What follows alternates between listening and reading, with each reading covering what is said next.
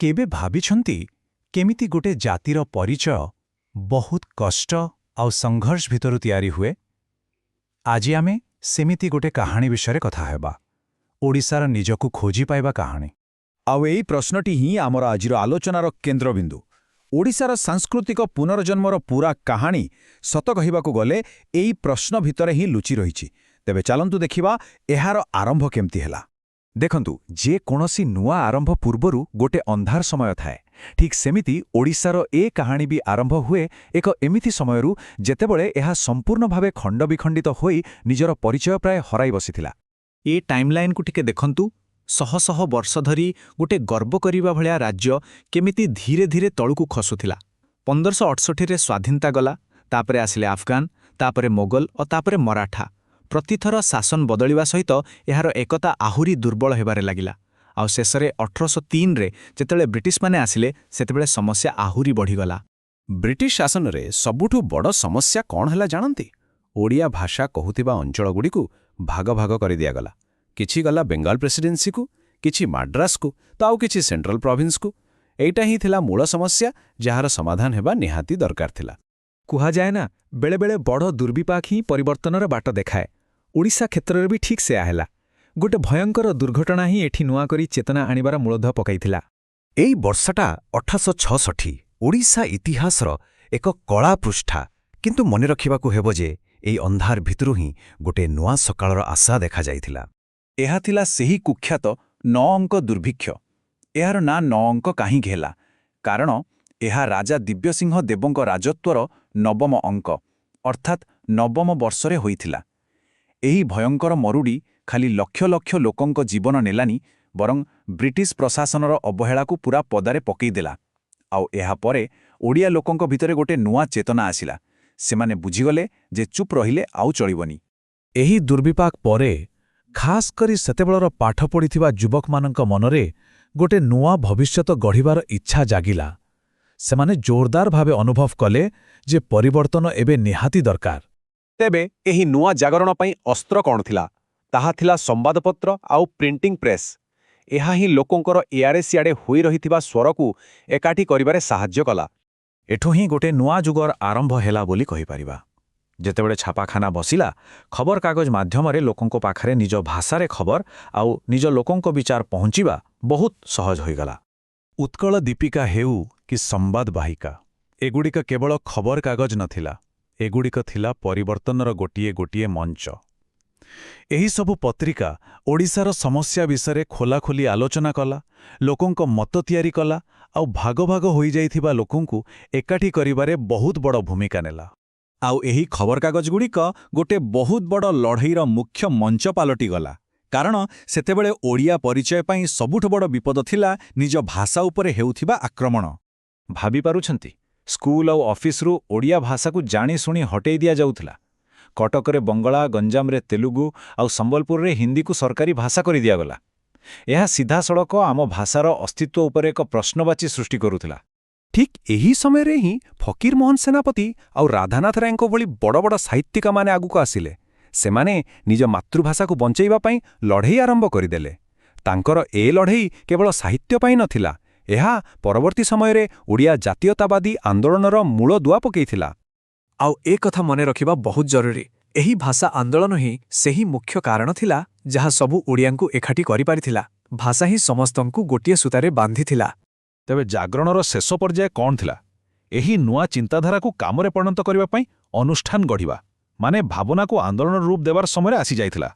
आधुनिक पाठपढ़ा जोगु गोटे नुआ पाठुआ श्रेणी तयारी हेला। आउ एई माने ही एकीकरण आंदोलन रे नेतृत्व नेले, जेमिति कि मधुसूदन दास। से एहार एक बहुत बड़ उदाहरण। आउ देखु देखु उत्कल सभाठारु आरंभ करी उत्कल हितवादिनी सभा पर्यंत सारा ओडिशा रे छोट बड़ अनेक सांस्कृतिक आउ राजनैतिक संगठन तयारी हबाकु लागिला। एटा आउ केवल किछि लोकंक कथा नथिला, एहा गोटे सुसंगठित आंदोलनर रूप नहीं सारिथिला, जहार एकमात्र लक्ष्य थिला ओडिया भाषा, संस्कृति आउ एकताकु पुणी थरे फेरै आनिबा।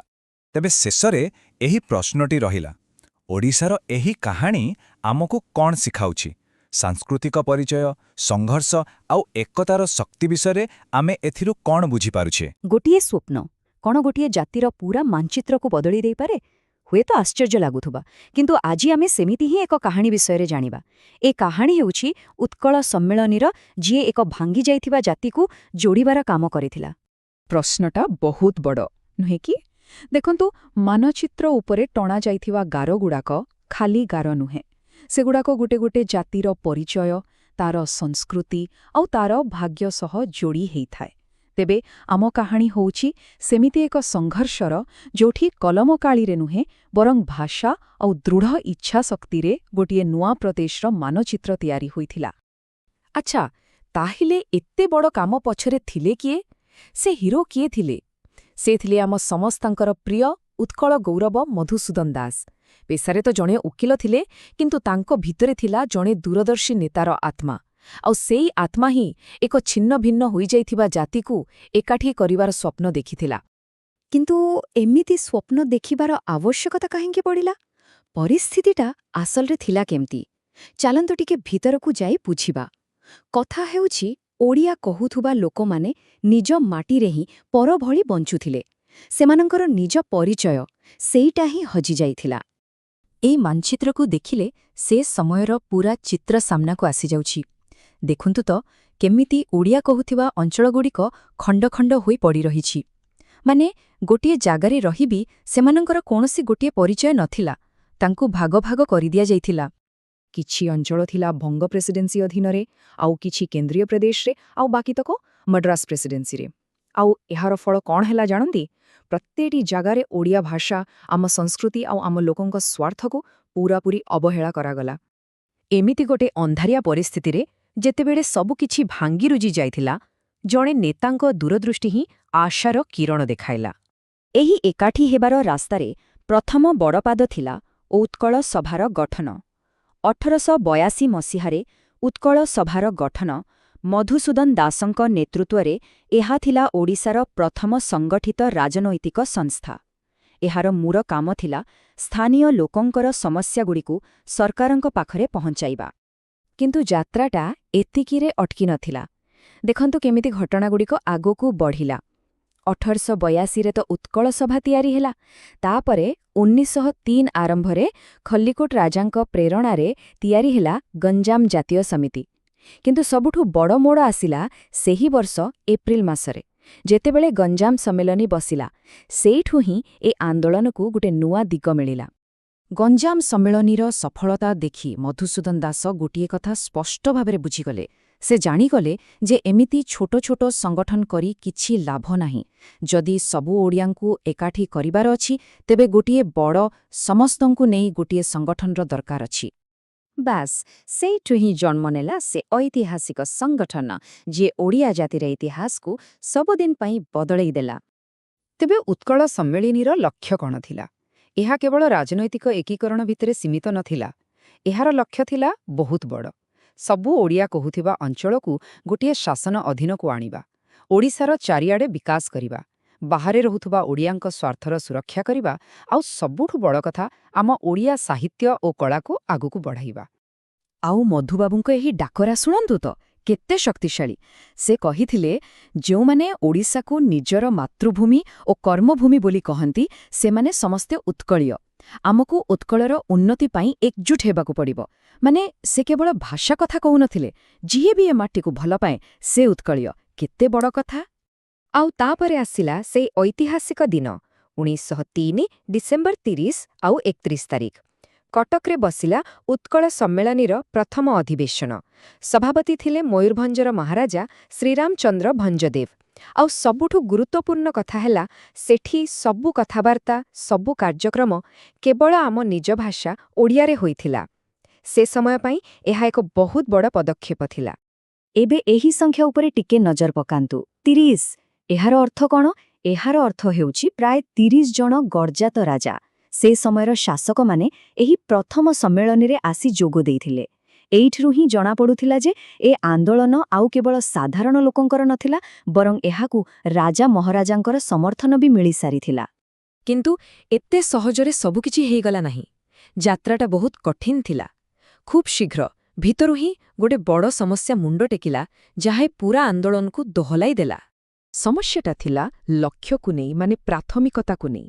गोटे पटे थिला उत्कल सम्मेलनी जार एकमात्र लक्ष्य थिला ओडिशा पई गोटे स्वतंत्र प्रदेश गठन करिबा आउ अन्य पटे थिला भारतीय जातीय कांग्रेस जार मुख्य लक्ष्य थिला सारा देशरे ब्रिटिशंक विरुद्धरे असहयोग आंदोलन तेणु कोटा आगो एहाकु नै मतभेद सृष्टि ହେଲା आउ शेषरे 1920 मसीहारे उत्कल सम्मेलनी कांग्रेसर नीतिकु ग्रहण करिनेला एई निष्पत्तिकु मधुसूदन दास केबे भी सहमत नथिले तांकु लागिला जे एहा द्वारा ओडिसार मूल लक्ष्य पछरे पड़िजिबो सेथिपाई बहुत दुखर सहित से निजे तयारी करिथिबा संगठनरु सबु संपर्क काटिदेले एही घटना परे उत्कल सम्मेलनीर जो निजस्व परिचय थिला ताहा धीरे धीरे हजिबाकु लागिला किंतु स्वतंत्र प्रदेशर स्वप्न लोकंक मनरु जाई नथिला तेणु 1924 रे समर्थक माने पुणी थरे एकाठे हेले आउ उत्कल सम्मेलनीकु पुनर्गठित करी सेही पुरुणा स्वप्नकु साकार करिबा दिगरे काम आरंभ कले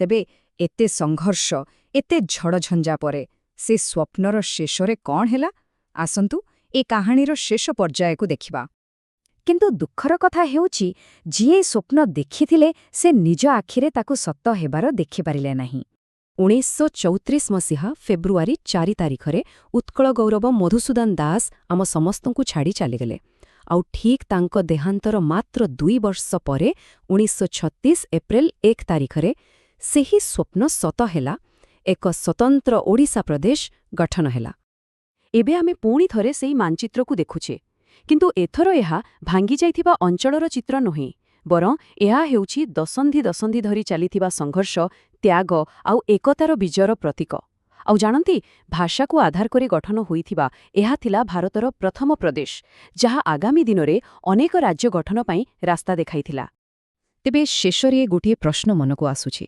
अतीतर एही स्वप्नगुड़िक कौन केवल इतिहास बही भितरे रही जाए ना एहा आजि भी आम वर्तमान और भविष्यतर मनचित्रकु गढ़िबारे लागिछि ए नमस्कार आज आमे एमिति एक कहानी विषय कथा हेबा जहा केवल किछि जमी बा मानचित्रर नुहे बरं एहा एक परिचयर कहानी एहा हेउछि भारतर प्रथम भाषाभित्तिक राज्य आम ओडिशार जन्मर कहानी गोटे एमिति संग्राम जहा भाषा संस्कृति आउ अस्मिता पाई लढ़ा जाइथिला अच्छा केबे मनकु प्रश्न आसे कि गोटे राज्य तयारी हेबा पाई प्रकृतरे कौन दरकार केवल माटी ना आउ किछि चलंतु एही प्रश्नकु मनरे रखी आमे एही ऐतिहासिक यात्रा आरंभ करिबा टिके एही कथाकु सुनंतु 1914 मसीहारे जयपुरर राजा विक्रमदेव वर्मांकर एही कथा केवल किछि शब्द नथिला एहा भितरे लुचि रहिथिला सेतेबेळार ओडिया लोकंक मनर गहिर जंत्रणा आउ निजकु हजिए देबार भय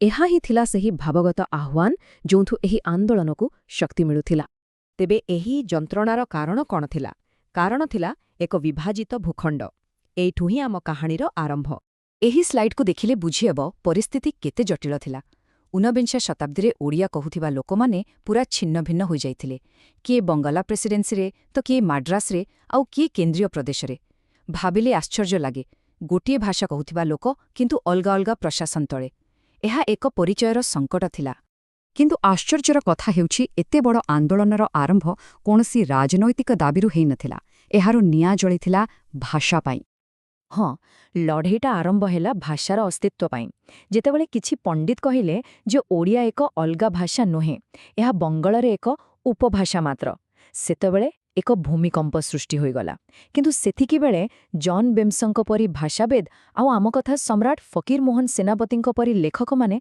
आगुको आसिले आउ सेमाने प्रमाण करिदेले जे ओडियारे एक स्वतंत्र परिचय अछि एही भाषार लढ़ई ही परवर्ती आंदोलन पाई मूलदुआ पकाइथिला आउ एई भाषार लढ़ई ही सबु ओडियांकु गोटिए उद्देश्यरे एकाठी करिदेला जेतेबेले एकाठी हेबार कथा आसे सेतेबेले जणे नेता दरकार आउ से थिले उत्कल गौरव मधुसूदन दास तांकु ही ओडिया आंदोलनर स्थापति कुहाजाए तांकरी नेतृत्वरे ही भाइसरॉय लॉर्ड कर्जनक पाखरे ओडियांक दुख पहुंची पारिथिला जाहाकी एक बहुत बड़ पदक्षेप थिला हेले एही संग्रामर रास्ता सीधा नथिला बहुत उठाफोका थिला 1895 रे संबलपुर कचेरीरू ओडिया भाषा को हटै दियागला जहा एक प्रबल विरोध सृष्टि कला फलरे 1903 रे लॉर्ड कर्जन निजे ओडिशा आसिले 1905 रे रिस्ले सर्कुलर आसिला जहा एक आशार किरण थिला संबलपुर ओडिशा डिविजन सह मिसिला किंतु खुशी बेशी दिन रहिलानी 1912 ओडिशा को बिहार सह मिसाई दियागला एहा थिला एक बहुत बड़ा धक्का। এই ଧକ୍କା ପରେ ଓଡ଼ିଆ ନେତାମାନେ ବୁଝିଗଲେ ଯେ ଏବେ ଲଢ଼େଇକୁ ଆହୁରି ମଜବୁତ କରିବାକୁ ପଡ଼ିବ। ଏବେ ଯୁକ୍ତି ସିଧା ବ୍ରିଟିଶ କମିଟିମାନଙ୍କ ସାମ୍ନାରେ ରଖାଗଲା। ଏହି ପର୍ଯ୍ୟାୟରେ ଏକ ବଡ଼ ପରୀକ୍ଷା ଆସିଲା 1924ରେ ଫିଲିପ ଡଫ୍ କମିଟି ରୂପରେ। ଏହି କମିଟି ଗଞ୍ଜାମର ଓଡ଼ିଆ ଅଞ୍ଚଳଗୁଡ଼ିକର ମିଶ୍ରଣ ପାଇଁ ଗଠନ କରାଯାଇଥିଲା ଆଉ ଏଠି ମହାରାଜା କୃଷ୍ଣଚନ୍ଦ୍ର ଗଜପତିଙ୍କ ଶକ୍ତିଶାଳୀ ଯୁକ୍ତି କାମ ଦେଲା। କମିଟି ସ୍ୱତନ୍ତ୍ର ଉତ୍କଳ ପ୍ରଦେଶ ପାଇଁ ସୁପାରିଶ କଲା। ହଁ, ମାଡ୍ରାସ ସରକାର ଏହାକୁ ମାନିଲେ ନାହିଁ, କିନ୍ତୁ ଗୋଟେ କଥା ସ୍ପଷ୍ଟ ହୋଇଗଲା, ଓଡ଼ିଶାର ଦାବି ଠିକ୍ ଥିଲା। ଆଉ ତାପରେ ଆସିଲା ସବୁଠୁ ବଡ଼ ସୁଯୋଗ 1928ର ସାଇମନ୍ କମିଶନ। ପୂରା ଦେଶ ଯେତେବେଳେ ଏହାକୁ ବିରୋଧ କରୁଥିଲା, ଉତ୍କଳ ସମ୍ମିଳନୀ ଏକ ବୁଦ୍ଧିମତ ପଦକ୍ଷେପ ନେଲା। ସେମାନେ କମିଶନକୁ ସ୍ୱାଗତ କରି ନିଜର ଦାବି ଉପସ୍ଥାପନ କଲେ। ଆଉ ଏହା ଥିଲା ଏକ ଗେମ୍ ଚେଞ୍ଜର, କାରଣ ଏହି କମିଶନର ସବ୍ କମିଟି ଯାହାର ମୁଖ୍ୟ ଥିଲେ ସିଆର୍ ଅଟଲି, ଯିଏ ପରେ ବ୍ରିଟେନର ପ୍ରଧାନମନ୍ତ୍ରୀ ହେଲେ, ସେ ଆନୁଷ୍ଠାନିକ ଭାବେ ଓଡ଼ିଶାକୁ ଏକ ସ୍ୱତନ୍ତ୍ର ପ୍ରଦେଶ କରିବାକୁ ସୁପାରିଶ କଲେ। ଏହା ଏକ ବିରାଟ ସଫଳତା ଥିଲା। ଏହି ସୁପାରିଶ ପରେ ଖେଳ ବଦଳିଗଲା। ଏବେ ଲଢ଼େଇ ଆଉ ଭାରତରେ ସୀମିତ ନଥିଲା। ବଲ୍ ଏବେ ସିଧା ଲଣ୍ଡନର କୋର୍ଟକୁ ଚାଲିଗଲା। ନିଷ୍ପତ୍ତି ସେଇଠି ହେବାର ଥିଲା। ଏବେ ଆସିଲା କାହାଣୀର ସବୁଠୁ ରୋମାଞ୍ଚକ ମୋଡ଼। ଫାଇନାଲ ବାଉଣ୍ଡ୍ରି ଟଣା ହେବାର ସମୟ। ଚିନ୍ତା କରନ୍ତୁ, ଜାଗା ହେଉଛି ଲଣ୍ଡନ, ସମୟ ହେଉଛି ପ୍ରଥମ ଗୋଲ୍ ଟେବୁଲ ବୈଠକ। ଏହା ଏକ ଏମିତି ମଞ୍ଚ ଥିଲା ଯେଉଁଠି ଓଡ଼ିଶାର ଦାବିକୁ ଆନ୍ତର୍ଜାତୀୟ ସ୍ତରରେ ଶୁଣାଗଲା। ଆଉ ସେଠି ଏହି ବଡ଼ ମଞ୍ଚରେ ହିରୋ ଥିଲେ ପୁଣିଥରେ ମହାରାଜା କୃଷ୍ଣଚନ୍ଦ୍ର ଗଜପତି। ତାଙ୍କର ତଥ୍ୟଭିତ୍ତିକ ଆଉ ଅକାଟ୍ୟ ଯୁକ୍ତି ବ୍ରିଟିଶ ସରକାରଙ୍କୁ ଶେଷରେ ରାଜି କରାଇଲା। ସ୍ୱତନ୍ତ୍ର ଓଡ଼ିଶା ପ୍ରଦେଶ ଗଠନ ପାଇଁ ତାଙ୍କର ଅବଦାନ ସତରେ ନିର୍ଣ୍ଣାୟକ ଥିଲା। କିନ୍ତୁ କଥା ଏତିକିରେ ସରିନଥିଲା। ହଁ, ରାଜ୍ୟ ମିଳିବ ବୋଲି ତୟା ହେଇଗଲା, କିନ୍ତୁ କେତେ ବଡ଼ ରାଜ୍ୟ ମିଳିବ? ଏବେ ଲଢ଼େଇ ଥିଲା ସୀମା ପାଇଁ। ପ୍ରଥମେ ଓଡୁନେଲ କମିଟି ରିପୋର୍ଟ ନିରାଶ କଲା, କାରଣ ସେଥିରେ ଜୟପୁର ଓ ପାରଳାଖେମୁଣ୍ଡି ଭଳି ଜାଗା ନଥିଲା। ତାପରେ 1933ର ସରକାରୀ ଶ୍ୱେତପତ୍ରରେ ମଧ୍ୟ ଏକ ଛୋଟ ଓଡ଼ିଶାର ପ୍ରସ୍ତାବ ଥିଲା, କିନ୍ତୁ ଓଡ଼ିଆ ନେତାମାନେ ହାର ମାନିନଥିଲେ। ଶେଷରେ ତାଙ୍କର ନିରନ୍ତର ଉଦ୍ୟମ ପରେ 1934ର ମିଳିତ ସଂସଦୀୟ କମିଟି ଜୟପୁର ଏବଂ ପାରଳାଖେମୁଣ୍ଡିର କିଛି ଅଂଶକୁ ସାମିଲ କଲା। ସତରେ ପ୍ରତିଟି ବର୍ଗମାଇଲ ପାଇଁ ଲଢ଼ିବାକୁ ପଡ଼ିଥିଲା। ଆଉ ସେହି ଶେଷ ଲଢ଼େଇ ପରେ ଯେଉଁ ସଂଖ୍ୟାଟି ସାମ୍ନାକୁ ଆସିଲା, ତାହା ଥିଲା 32,695 ବର୍ଗମାଇଲ। ଏହା କେବଳ ଏକ ସଂଖ୍ୟା ନଥିଲା, ଏହା ଥିଲା ଦଶନ୍ଧିର ସଂଘର୍ଷର ସଫଳ ପରିଣାମ। ବାସ୍, ଆଉ ସବୁ ପ୍ରତିବନ୍ଧକ ଶେଷ। ଏବେ ସମୟ ଥିଲା ଏକ ନୂଆ ପ୍ରଦେଶର ଜନ୍ମର। ଆଉ ଏହି ଜନ୍ମକୁ ଆଇନଗତ ସ୍ୱୀକୃତି ଦେଲା 1935ର ଭାରତ ଶାସନ ଅଧିନିୟମ। ଏହାର ଧାରା 289 ଥିଲା ସେହି ଆଇନଗତ ମୋହର ଯାହା ସ୍ୱତନ୍ତ୍ର ଓଡ଼ିଶା ପ୍ରଦେଶକୁ ବାସ୍ତବତାର ରୂପ ଦେଲା। ଆଉ ସେହି ଐତିହାସିକ ଦିନଟି ଆସିଲା ଏପ୍ରିଲ 1, 1936, ଯେଉଁଦିନ ଲକ୍ଷ ଲକ୍ଷ ଓଡ଼ିଆଙ୍କର ଚିର ଇପ୍ସିତ ସ୍ୱପ୍ନ ସତ ହେଲା। କିନ୍ତୁ ଏହାର ସବୁଠୁ ବଡ଼ କଥା ହେଉଛି, ଏହା କେବଳ ଓଡ଼ିଶାର କାହାଣୀ ନଥିଲା, ଏହା ପୂରା ଭାରତ ପାଇଁ ଏକ ନୂଆ ରାସ୍ତା ତିଆରି କଲା, କାରଣ ଓଡ଼ିଶା ହିଁ ଥିଲା ଭାଷା ଆଧାରରେ ଗଠିତ ଭାରତର ସର୍ବପ୍ରଥମ ପ୍ରଦେଶ। ତେବେ ଶେଷରେ ସେହି ପ୍ରାରମ୍ଭିକ ପ୍ରଶ୍ନ ପୁଣିଥରେ ମନକୁ ଆସେ, ଗୋଟିଏ ସୀମାରେଖା ପ୍ରକୃତରେ କ'ଣ? କ'ଣ ଏହା କେବଳ ମାଟି ଉପରେ ଟଣା ହୋଇଥିବା ଗୋଟେ ଗାର, ନା ଏହା ଗୋଟେ ପରିଚୟ, ଗୋଟେ ଭାଷା ଆଉ ଗୋଟେ ଜାତିର ସ୍ୱାଭିମାନର ପ୍ରତୀକ? ଓଡ଼ିଶାର ଏହି କାହାଣୀ ବୋଧହୁଏ ଆଜିର ଆଲୋଚନା ଏକ ଏମିତି ସଂଗ୍ରାମକୁ ନେଇ ଯାହା ଦଶନ୍ଧି ଧରି ଚାଲିଥିଲା। କାହିଁକି? କେବଳ ନିଜ ଭାଷା, ସଂସ୍କୃତି ଆଉ ଏକ ସ୍ୱତନ୍ତ୍ର ପରିଚୟ ପାଇଁ। ଏହି ସଂଗ୍ରାମ ଶେଷରେ ଏକ ନୂଆ ଭାରତୀୟ ପ୍ରଦେଶ ଗଠନରେ ସଫଳ ହୋଇଥିଲା। ଭାବିଲେ ଆଶ୍ଚର୍ଯ୍ୟ ଲାଗେ, ଏଇ ଯେଉଁ ଐତିହାସିକ ହଲ୍ ଆମେ ଦେଖୁଛେ, ଏଠି ହିଁ ଲକ୍ଷ ଲକ୍ଷ ଓଡ଼ିଆଙ୍କର ଗୋଟିଏ ସ୍ୱପ୍ନ ସତ ହୋଇଥିଲା। ହେଲେ ଗୋଟିଏ ନୂଆ ରାଜ୍ୟ ଜନ୍ମ ନିଏ କେମିତି? ସବୁକିଛି ଆରମ୍ଭ ହୁଏ ଗୋଟିଏ ଛୋଟ ବିଚାରରୁ। ନିଜ ଭାଷା ଆଉ ପରିଚୟକୁ ବଞ୍ଚେଇ ରଖିବାର ଏକ ଦୃଢ଼ ଇଚ୍ଛା। ଆଉ ଏହି ସାଂସ୍କୃତିକ ସ୍ୱପ୍ନକୁ କିଛି ଦୂରଦୃଷ୍ଟି ସମ୍ପନ୍ନ ନେତା ରାଜନୈତିକ ବାସ୍ତବତାର ରୂପ ଦେଇଥିଲେ। ଚାଲନ୍ତୁ ସିଧା ଯିବା ସେ ସମୟକୁ, 1936 ମସିହା, ଯେତେବେଳେ ଓଡ଼ିଶା ପ୍ରଦେଶ ଆନୁଷ୍ଠାନିକ ଭାବେ ଗଠନ ହେଲା। ଆଉ ଏହି ସ୍ୱପ୍ନକୁ ସତ କରିବା ପଛରେ ଥିଲେ ଏହି ଦୁଇ ମହାନ ବ୍ୟକ୍ତିତ୍ୱ। ଗୋଟିଏ ପଟେ ମଧୁସୂଦନ ଦାସ ଆଉ ଅନ୍ୟପଟେ ମହାରାଜା କୃଷ୍ଣଚନ୍ଦ୍ର ଗଜପତି। ଏମାନଙ୍କର ଅକ୍ଲାନ୍ତ ପରିଶ୍ରମ ହିଁ ଏହି ନୂଆ ପ୍ରଦେଶର ମୂଳଦ୍ୱାର ଥିଲା। ତେବେ ଶେଷରେ ସେହି ଦିନ ଆସିଲା।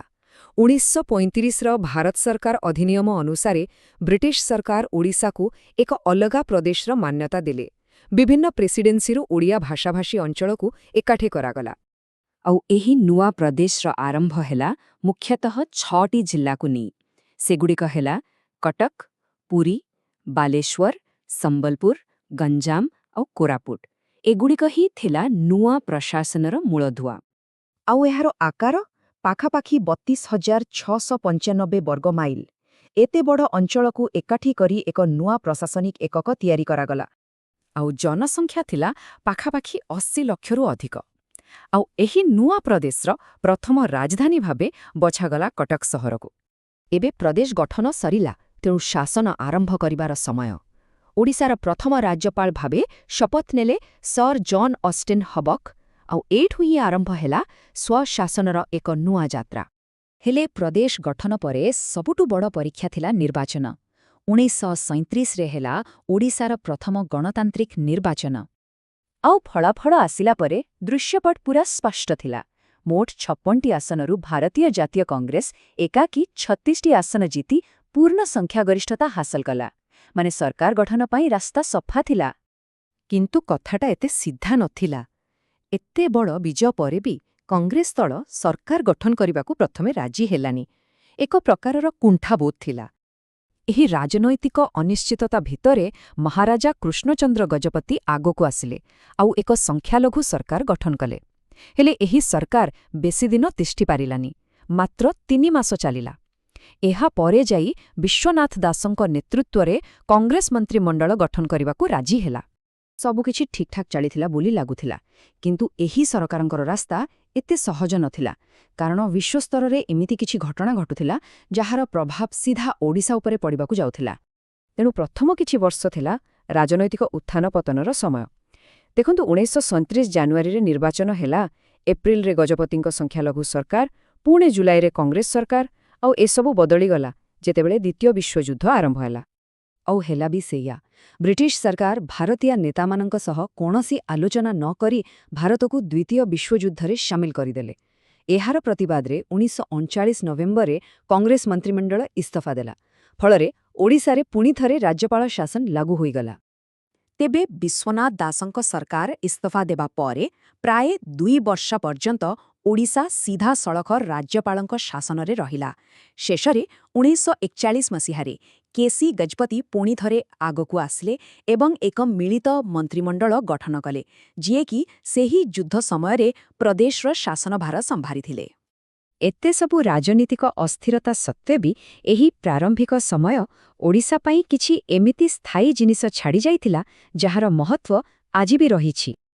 ଆଉ ସବୁଠୁ ବଡ଼ ଉପଲବ୍ଧି ଥିଲା ଶିକ୍ଷା କ୍ଷେତ୍ରରେ। ସେହି ମିଳିତ ମନ୍ତ୍ରିମଣ୍ଡଳ ସମୟରେ ହିଁ 2ଟି ବଡ଼ ସ୍ୱପ୍ନ ସାକାର ହୋଇଥିଲା। ପ୍ରଥମଟି ହେଲା ଉତ୍କଳ ବିଶ୍ୱବିଦ୍ୟାଳୟର ସ୍ଥାପନା, ଆଉ ଦ୍ୱିତୀୟଟି ହେଲା କଟକ ମେଡିକାଲ କଲେଜ, ଯାହା ଆଜି SCB ନାମରେ ପରିଚିତ। ଆଉ ଏହି ନେତାମାନଙ୍କର ନିଷ୍ଠା କେତେ ଗଭୀର ଥିଲା ତାର ଗୋଟିଏ ଉଦାହରଣ ହେଉଛି ମହାରାଜା କେସି ଗଜପତି। ସେ ପ୍ରଧାନମନ୍ତ୍ରୀ ଭାବେ ନିଜର ସମସ୍ତ ଦରମା ନବଗଠିତ ଉତ୍କଳ ବିଶ୍ୱବିଦ୍ୟାଳୟକୁ ଦାନ କରିଦେଇଥିଲେ। ଏଥିରୁ ସ୍ପଷ୍ଟ ଜଣାପଡ଼େ ଯେ ସେମାନେ ପ୍ରଦେଶର ଭବିଷ୍ୟତ ପାଇଁ କେତେ ଚିନ୍ତିତ ଥିଲେ। ଯୁଦ୍ଧ ସରିଲା ଆଉ ରାଜନୀତିର ଦୃଶ୍ୟପଟ୍ଟ ବି ବଦଳିଲା। 1946ରେ ହରେକୃଷ୍ଣ ମହତାବଙ୍କ ନେତୃତ୍ୱରେ ଏକ ନୂଆ କଂଗ୍ରେସ ସରକାର ଦାୟିତ୍ୱ ନେଲା। ଆଉ ଏହି ସରକାର ହିଁ ଆଧୁନିକ ଓଡ଼ିଶାର ମୂଳଧୁଆ ପକାଇଥିଲା। ମହତାବଙ୍କ ସରକାରର କାମଗୁଡ଼ିକ ଥିଲା ବହୁତ ବଡ଼ ଆଉ ଦୂରଦୃଷ୍ଟି ସମ୍ପନ୍ନ।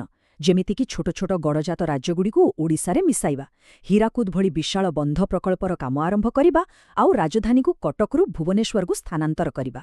ଏସବୁ ନିଷ୍ପତ୍ତି ଓଡ଼ିଶାର ଭୂଗୋଳ ଆଉ ପ୍ରଶାସନକୁ ସବୁଦିନ ପାଇଁ ବଦଳାଇଦେଲା।